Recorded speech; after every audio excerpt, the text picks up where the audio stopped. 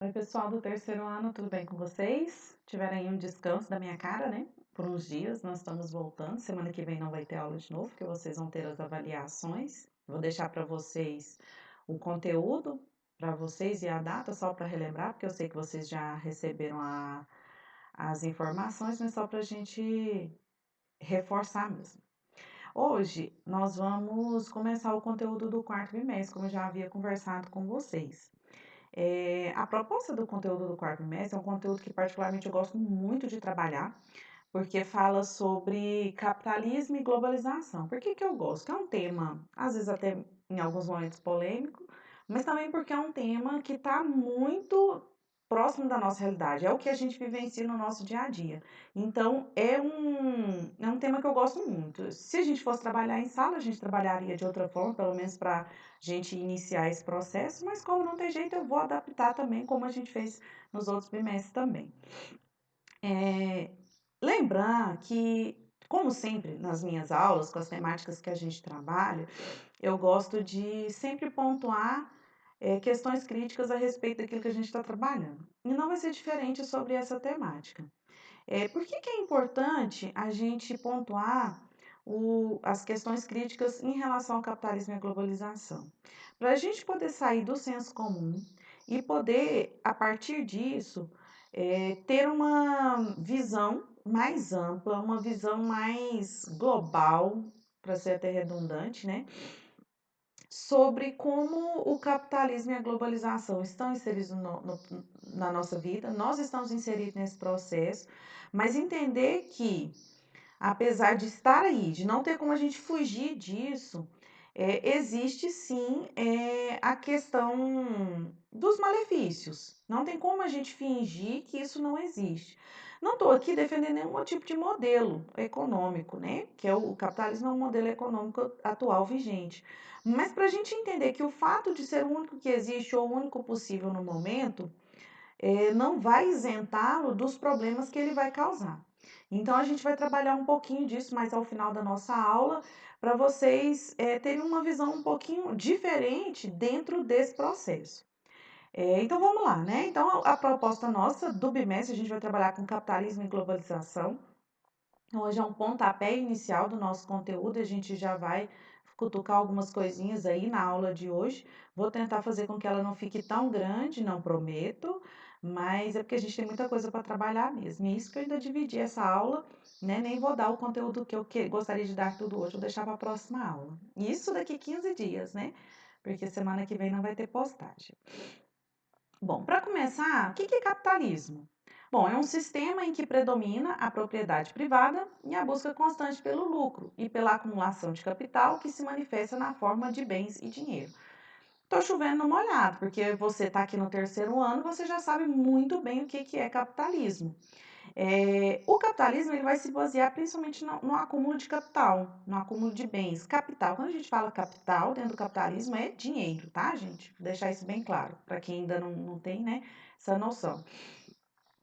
Só que aqui é tudo lindo. É só eu trabalhar, ganhar dinheiro, acumular e pronto. Não é tão simples assim. Por que que não é tão simples? Porque acumular capital não é algo simples. Para um trabalhador, muito menos. A gente vai tocar nisso daqui um pouco. E eu digo que é muito bonito quando a gente lê isso aí, porque a gente às vezes não percebe que para atingir esse objetivo, as grandes corporações, né, as grandes empresas multinacionais, elas passam por cima de muita coisa, inclusive da dignidade humana. Isso é o de menos. Então, é por isso que eu digo que o capitalismo, ele tem sim alguns graves problemas que precisam ser repensados, né? E então, basicamente, o capitalismo é o acúmulo de capital por meio de quê? Do trabalho? Não, da exploração do trabalhador, né? Porque nós vamos ter a classe trabalhadora, que é quem vai realmente mover o capitalismo, quem vai mover realmente o capital. Apesar de que da classe trabalhadora fazer esse movimento, ela não fica com o capital, né? Ela fica com uma parte ínfima do capital, que em tese ela está vendendo a sua mão de trabalho, sua força de trabalho. para o patrão, né, para as grandes corporações, e é onde de fato o dinheiro fica. Aqui eu já estou pontuando algumas críticas, tá? E assim a gente vai fazer durante a aula. Por que eu estou dizendo isso? A gente chama isso dentro do capitalismo de mais-valia.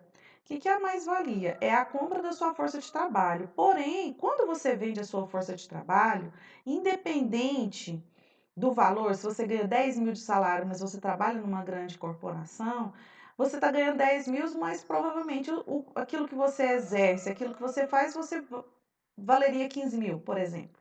Então, você nunca vai receber realmente aquilo que você produz, tá? Então, existe lucro sobre a mão de obra, isso é real.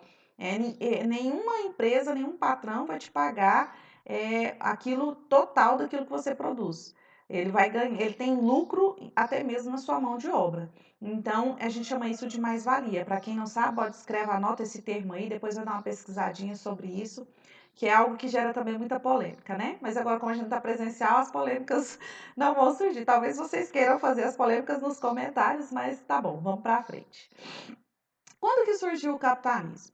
O capitalismo, ó, ele teve um processo de surgimento muito lento e gradual. Então, não foi da noite para o dia alguém acordou, nossa, isso vai funcionar. Não, foi um processo. Porque até então, nós tínhamos um modelo econômico que era o feudalismo, tinha os feudos. E aí começou a haver uma grande desobediência, entre aspas, começou a haver uma nova forma de negociação dentro dos feudos. E aí, isso começa aonde? Na França. E aí, quando começam essas mudanças dentro dessas cidades, né, começam a surgir esses comércios, a comercialização, a troca, a venda, e aí onde surge a moeda, né, vai agregar valor à moeda. E aí, essas pequenas cidades, como vocês estão vendo aí, é denominada de burgos, e é daí que vem o termo burguesia, de quem tem dinheiro, dos comerciantes, e começou a se expandir. E aí o feudalismo acaba entrando em decadência e o capitalismo se acende nesse processo. E aí, assim, alguns estudiosos até defendem que o capitalismo sempre existiu, sempre houve comercialização. Mas assim, de forma concreta, entende-se que foi aí na Baixa Idade Média, no século XIII. E aí, a partir daí, o capitalismo começa a se expandir, né? Para além de outros países, outros mares, e aí a gente vai entender um pouco isso. E aí ele começa a se estruturar. O que seria essa estruturação? São exatamente as fases que o capitalismo possui. Quais são essas fases?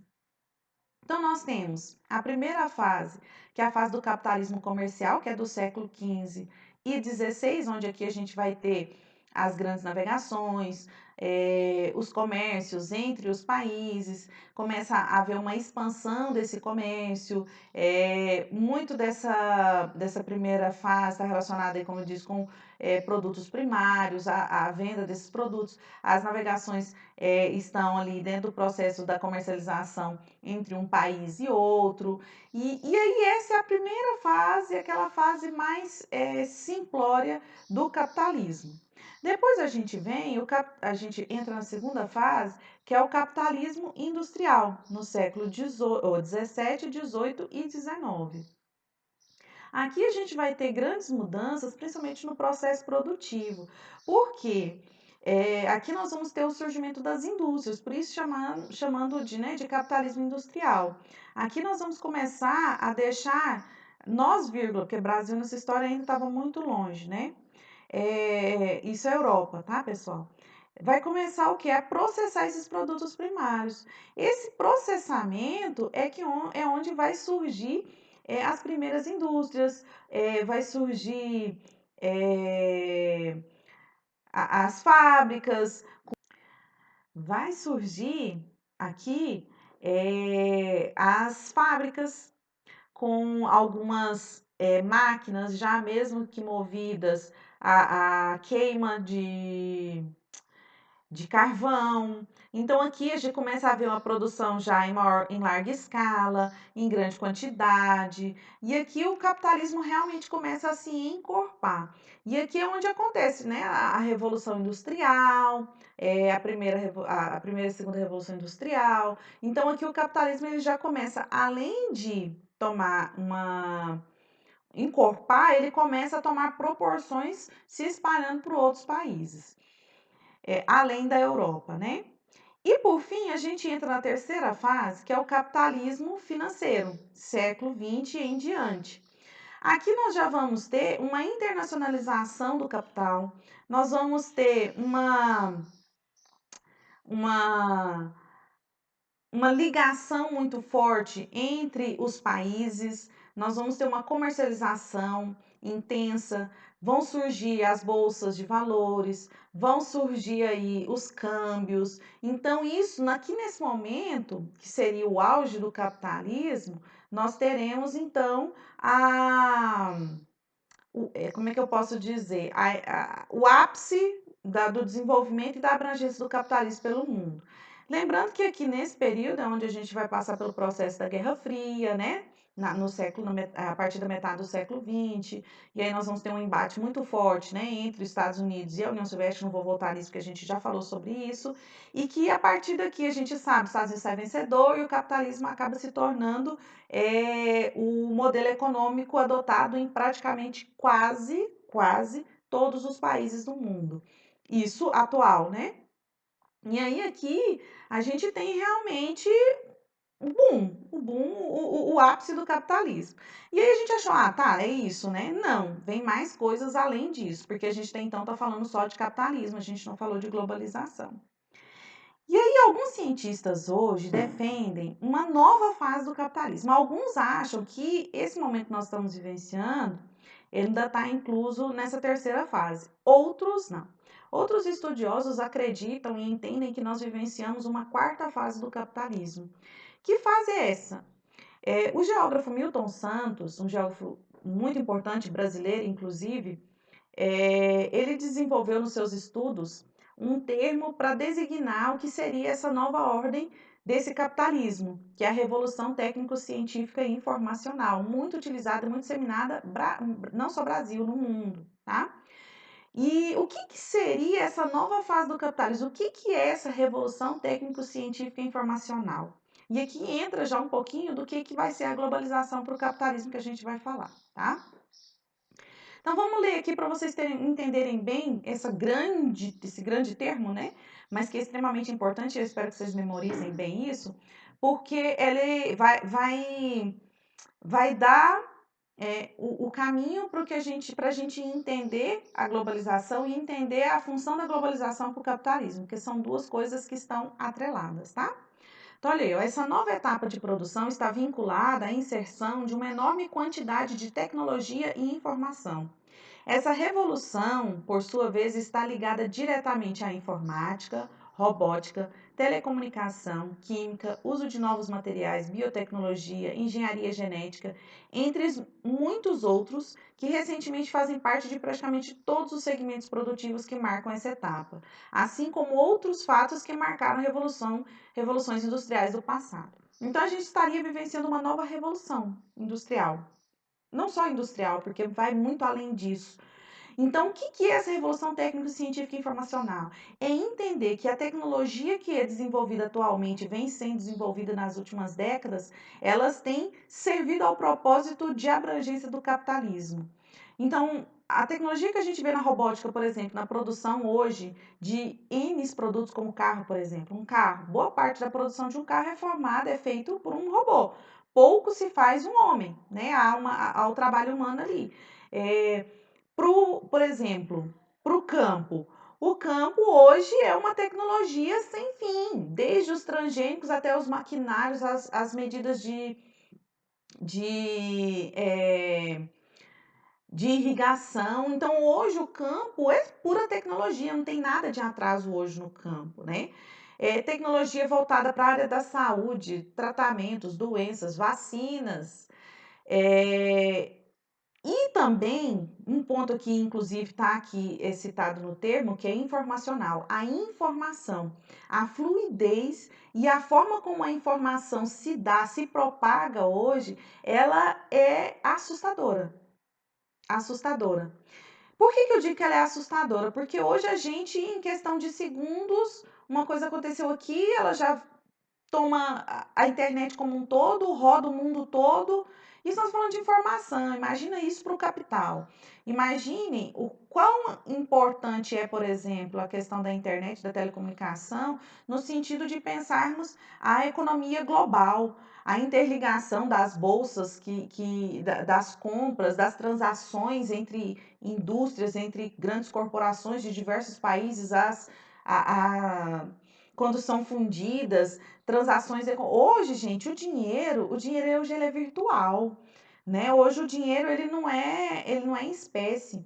Quando você vê, o fulano é um bilionário, você acha que lá na casa dele ele tem lá 2 bilhões guardados? Depende, se for político, talvez, né?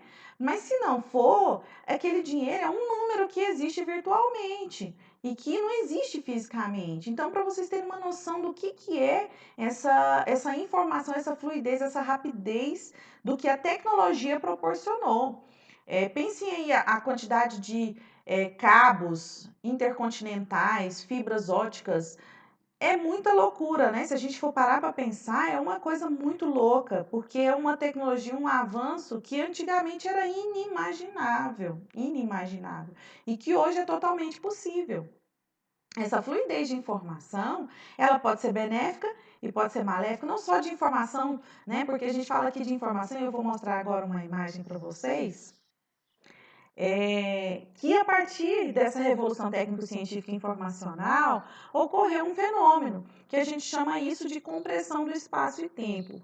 Fisicamente, isso é impossível, a gente sabe disso.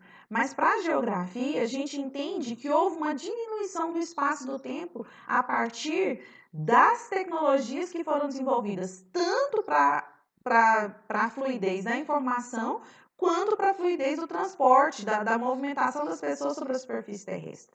Então, aqui vocês vejam, para vocês entenderem, nessa questão do mapa. Nós temos aqui um mapa de encolhimento do mundo através de inovações no transporte que aniquila o espaço através do tempo. Então, olha aqui. Velocidade média de carroças e barcos à vela era de 16 quilômetros. Então, o meio de transporte que mais rápido que tinha até então, ele andava 16 quilômetros por hora, certo?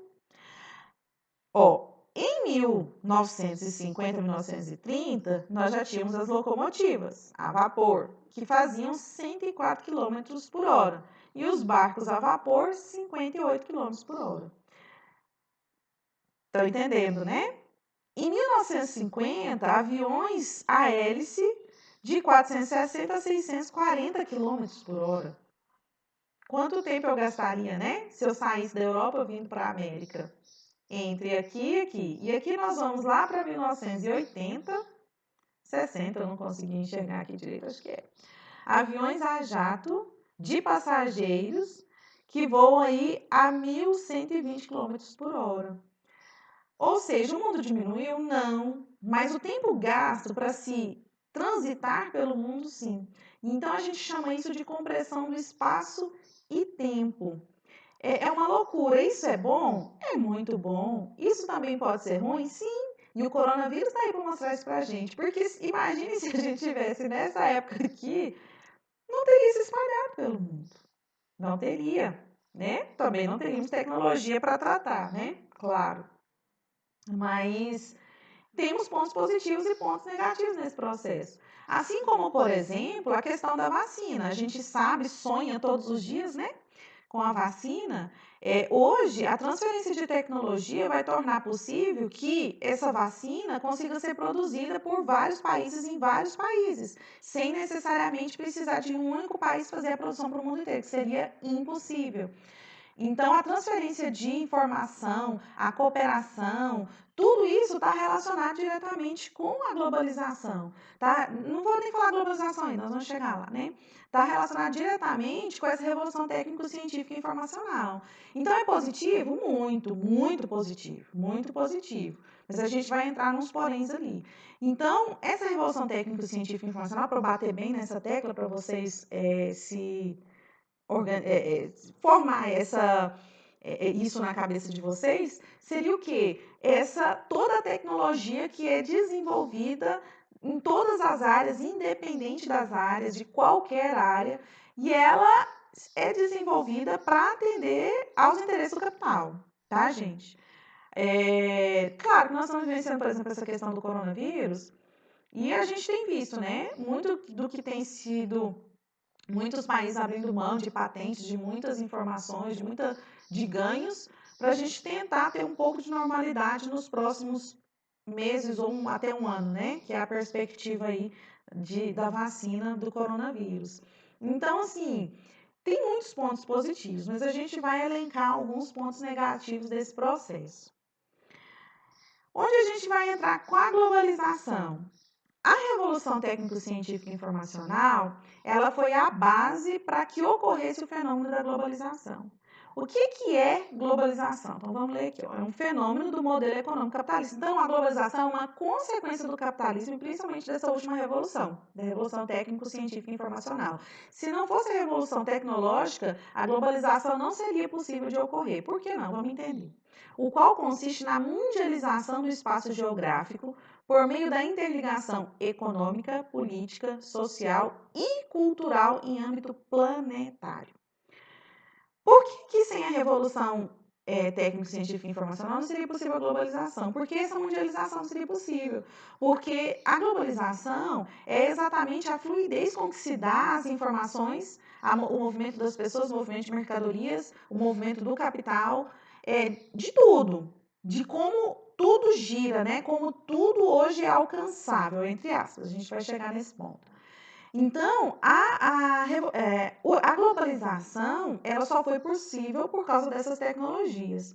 E a globalização ela vem como uma ferramenta para maior expansão, para o maior domínio do capitalismo. Porque com a globalização, as multinacionais, as grandes corporações, elas têm a capacidade de chegar em locais que talvez não conseguiam, de angariar mercado consumidor que antes elas não teriam. Então, ela vem trazer, assim, uma potencialização da circulação do capital, uma potencialização do processo do capitalismo em si, e apesar de que existem graves problemas que a gente vai tratar na outras aulas, a gente vai falar sobre, acho que já na próxima a gente fala sobre a questão das crises, né? Que é um grave problema que o capitalismo acarreta. Mas tá, a globalização, então, ela vem com esse papel fundamental. E aí é muito lindo. O que seria isso, gente? O que é essa o que é eu ter acesso, por exemplo, eu conseguir consumir produtos? E quando eu digo produtos, não é só algo físico. É um filme que eu assisto, uma série que eu assisto, de qualquer lugar do mundo, certo? Por exemplo, eu consegui, se eu quiser comprar uma coisa diretamente de uma pessoa da China, eu compro, não é isso? Isso é o que essa revolução tecnocientífica proporcionou. E ela vem cada vez mais reafirmar essa questão do capitalismo, aumentar o domínio do capitalismo sobre o mundo, porque eu consigo ter um acesso muito maior, eu consigo ter um acesso muito mais intenso a partir, principalmente, dos meios de comunicação. E aqui, os meios de comunicação cumprem uma função tremenda, essencial, né? Depois a gente vai falar um pouquinho sobre isso. Por quê? Porque eu consigo consumir, acessar determinadas informações, eu consigo ser influenciado, porque esse é o papel da mídia, né? Me influenciar a consumir coisas de outros países, de outros lugares. E isso só vai crescendo e aumenta, redundante, né?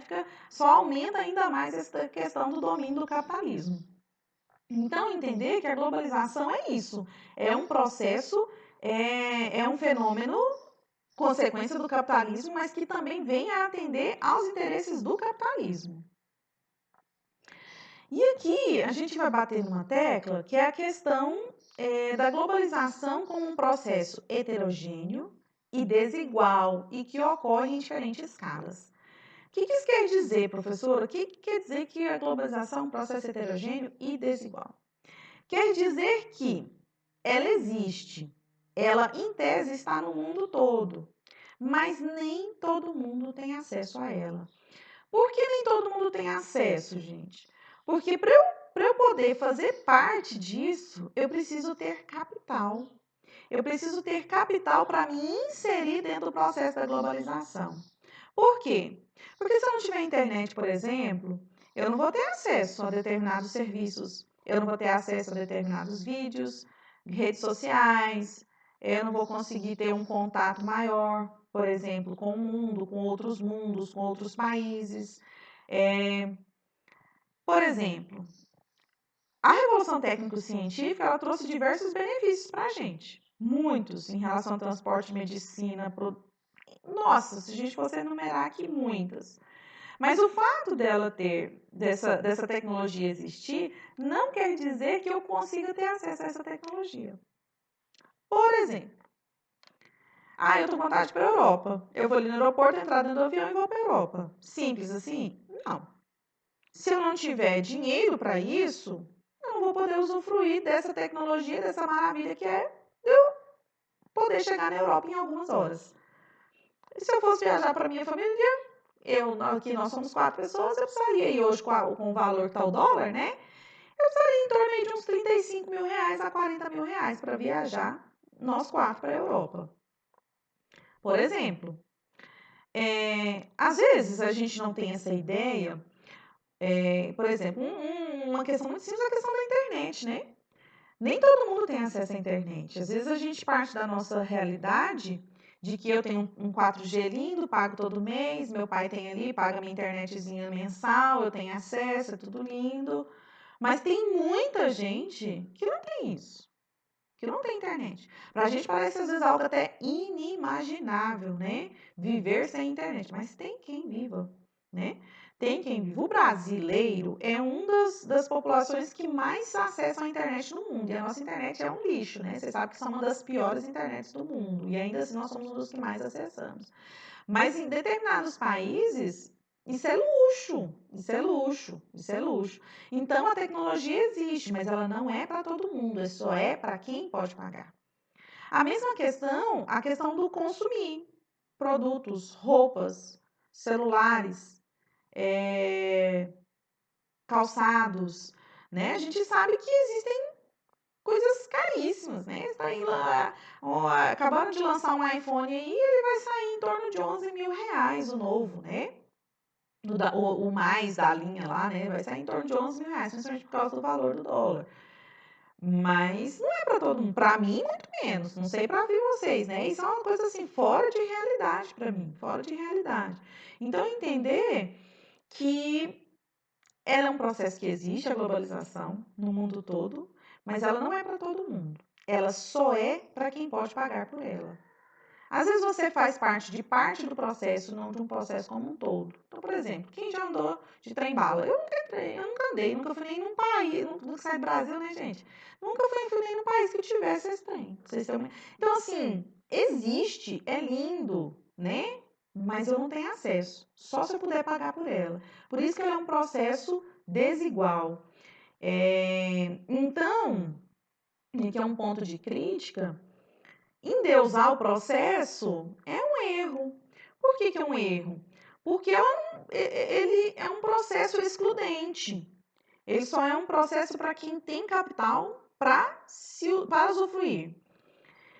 E ela, quando a gente fala que ela ocorre em diferentes escalas, como está escrito aí, por quê? Principalmente quando isso vai muito em relação ao desenvolvimento de cada país. Então, os países desenvolvidos usufruem mais e têm o ápice, talvez, do processo, tanto da globalização quanto do capitalismo. O que não vai acontecer aqui no Brasil, por exemplo, o que não vai acontecer em países africanos, em países asiáticos, da América do Sul. Então, assim, a gente tem que ter um senso crítico nesse sentido. E aí, talvez daí você esteja pensando, professora, eu estou inserida no processo, eu tenho meu dinheiro, eu consumo, eu estou tranquila, tá tudo bem, tá tudo lindo, é tudo ótimo. Mas, se você trabalha para alguém, ou seus pais, ou se às vezes você não trabalha, se seus pais trabalham para alguém, não é dono de nada, ele faz parte da venda da mão de obra, né? E aí, nós somos assalariados. Eu digo nós porque eu também sou. E às vezes a gente, aqui no Brasil, a gente tem um equívoco, porque a gente sempre nivela por baixo. Infelizmente. Essa é a realidade. Por que eu digo isso? Porque muitas vezes a gente acha que o fato de eu ganhar ali o meu salário razoável, eu mantenho um padrão de vida bacana, eu consigo fornecer e usufruir, às vezes, de determinadas coisas para os meus filhos, aí eu falo de forma particular também, mas a gente acha que isso é ter dinheiro. Não, de longe de mim ser ingrata a partir daquilo que eu tenho, né, dos bens que eu tenho, daquilo que eu consigo proporcionar para os meus filhos, mas está muito longe de ser algo, como é que eu posso dizer, grandioso em vista do que existe, do que o capitalismo proporciona e das grandes corporações ou de quem realmente tem dinheiro. Por que eu digo que a gente não nivela por baixo aqui no Brasil? Porque a gente parte assim do pressuposto de que, porque eu compro um tênis de R$ 600 mesmo que seja parcelado, eu tenho dinheiro. Porque eu consigo comprar um celular de R$ 3.000, eu tenho dinheiro, é parcelado, mas é meu, né? E então, não, gente, ter dinheiro é ter carro de meio milhão, é ter apartamento na praia, é dar feriado, você viajar, vou para a França, isso é ter dinheiro. O resto tem que correr atrás de muito ainda, que eu acho que é a realidade da maioria. Então a gente precisa ter um pouco de cuidado no sentido de ter uma crítica em relação a como ocorre e como esse processo se dá de forma desigual, tanto a globalização quanto o capitalismo. Professora, mas o que você sugere? É muito difícil. Não tem como eu sugerir, vamos deixar de ser capitalista. Não tem como, né? Não tem como. Nós estamos inseridos dentro do capitalismo. Só se for para o meio do mato e de lá eu ficar lá tudo que eu plantar, consumir, ainda assim, se eu tiver que comprar o mato, já deu errado o plano. Então, é muito complicado isso. Mas a gente tem que entender que existe sim as mazelas daquilo que o capitalismo fornece, daquilo que o capitalismo gera e da globalização, como é um processo excludente. Nem todo mundo está inserido nesse processo, nem todo mundo é bem-vindo nesse processo. Além do fato de que esse consumo ele acaba gerando graves problemas ambientais, a gente tem vivenciado isso, né, na pele, principalmente essa questão do aquecimento global, não vou falar disso agora, mas é um ponto também para a gente pensar e entender o nosso consumo. Então, assim, é realmente uma crítica, é uma crítica. Então, a gente pensar, eu estou dentro do processo, mas não quer dizer que eu concorde ou que eu ache que é tudo certo, tudo muito bem, tudo lindo. A gente tem que entender que existem as críticas por trás e os problemas por trás dentro desse modelo econômico e desse fenômeno que a gente chama de globalização. É óbvio que existem muitos benefícios, principalmente quando a gente pensa na questão da tecnologia, quando a gente pensa naquilo que é proporcionado de conforto, de prazeres, que a gente tem, que é proporcionado pelas tecnologias e pelo aquilo que é desenvolvido pelo capitalismo, pela globalização. Mas isso não nos blinda do fato de a gente entender os problemas que são causados por ele também. Bom, gente, a nossa aula, a proposta era essa, de falar um pouquinho sobre o capitalismo, entender a junção do capitalismo com a globalização. Nós vamos falar de muitas outras coisas ainda e ainda vamos fazer muitas críticas ainda, algumas coisas, mas a proposta eu vou deixar uma atividade para vocês. Vocês vão assistir um vídeo de uma música, vou deixar a letra da música. Vou deixar com algumas perguntas para vocês escutarem a música e depois refletirem sobre as perguntas que eu vou deixar. E aí vocês construam um pequeno texto, alguma coisa num formato crítico, é claro. E depois vocês anexem para mim lá na plataforma. Então, é a atividade que eu vou deixar para vocês. Vocês vão ter aí 15 dias para poder fazer. E é isso. Na próxima aula, a gente vai trabalhar com outras questões em relação a essa questão da globalização, dos pontos de enfoque, né, do que acaba acarretando.